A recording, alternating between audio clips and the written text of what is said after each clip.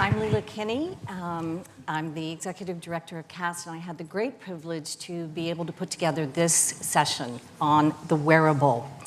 And I just want to remind you of the way in which we framed it. When you think about the history of interest in wearables at MIT, going back to the 90s in the Media Lab, everything from the portable cameras that Steve Mann and his colleagues used to wear around that were premonitions of Google Glass and so forth.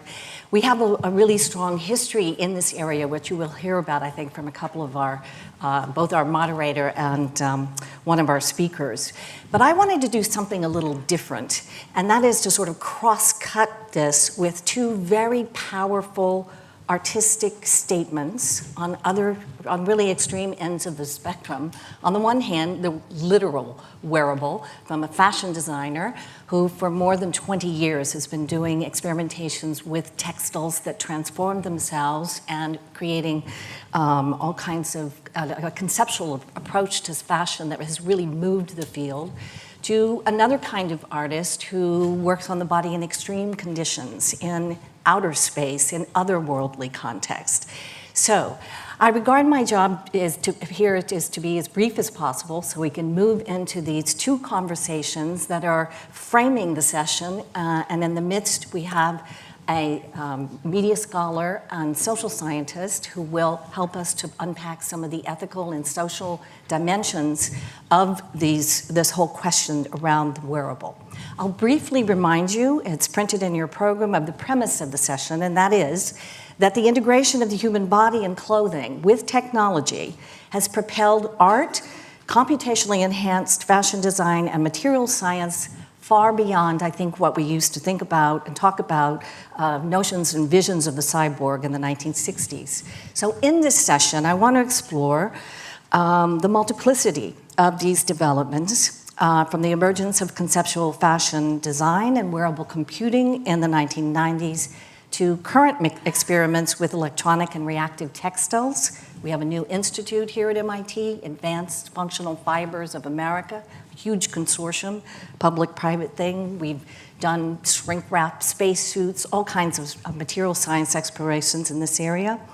And of course, the proliferation of portable sensing systems that provide data feedback to monitor health or improve athletic performance in many ways. So what we want to do ultimately is to bring this question of the intersection of the digital and material back to the body and the position of the body in space, and to ask what it means today to be human, not so human.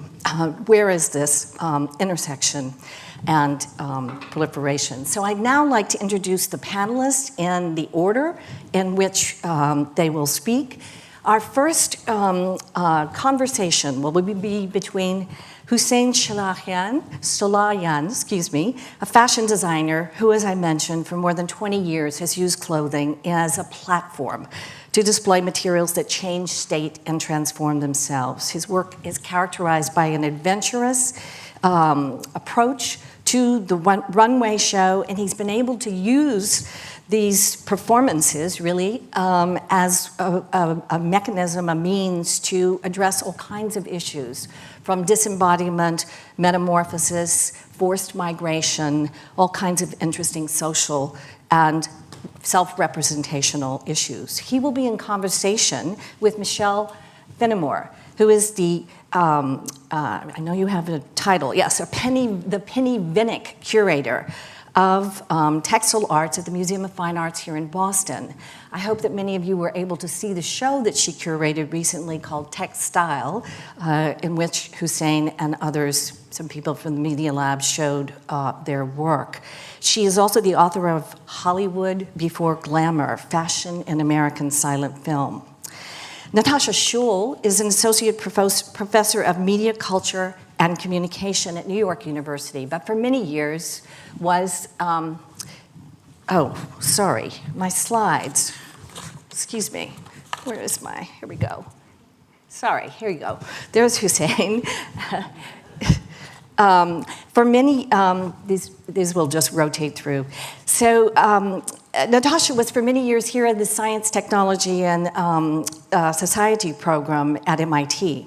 Her next book, Keeping Track, Sensor Technology, Self-Regulation, and the Data-Driven Life, concerns the rise of digital self-tracking technologies and all of the questions that they raise about self-governance and identity and self-surveillance. This is the textile show, and here's Natasha, and you can see this interesting representation of her with a sort of mood band and some of the gadgets that she has analyzed and surveyed. Then we will, in our final conversation, hear from Christina Akapakis, who is the creative director of Ginkgo Bioworks.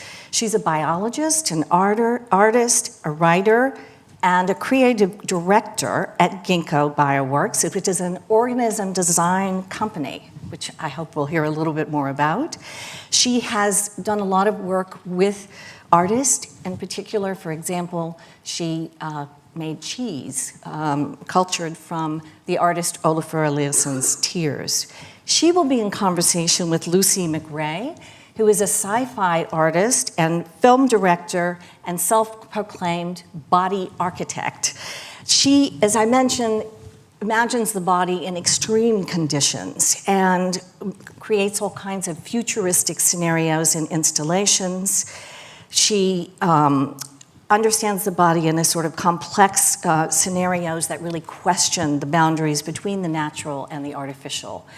And Christina and Lucy, in particular, I think want to bring the conversation into some feminist territory, really questioning what the wearable is, what its impact will be on future scenarios of reproduction, biology, and so forth. So with that, I give you our first conversation between Hussein Shilakhan and Michelle Finnemore. Thank you.